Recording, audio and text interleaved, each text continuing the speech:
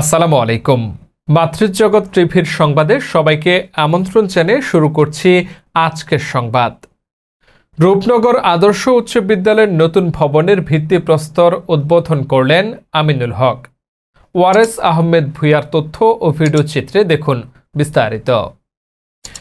বিএনপির কেন্দ্রীয় ক্রীড়া বিষয়ক সম্পাদক, ঢাকা মহানগর উত্তর বিএনপির আহ্বায়ক আমিনুল হক তার নিজ নির্বাচনী এলাকার ঢাকা 16 রূপনগর আদর্শ উচ্চ বিদ্যালয়ের নতুন ভবনের ভিত্তিপ্রস্তর এর শুভ উদ্বোধন করেছেন।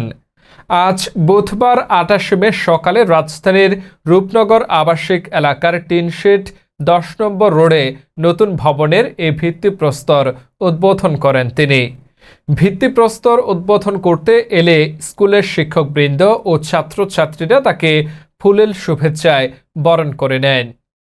এ সময় রূপনগর থানা বিএনপির আহ্বায়ক জহিরুল হক, রূপনগর থানা যুবদলের সাবেক সভাপতি জাহাঙ্গীর কবির জন, স্কুল ম্যানেজিং কমিটির সভাপতি আফাজ উদ্দিন সরকার, স্কুলের প্রধান শিক্ষক মোহাম্মদ জসিম উদ্দিন সহ স্থানীয় বিএনপি ও অঙ্গ সংগঠনের নেতাকর্মীরা উপস্থিত ছিলেন।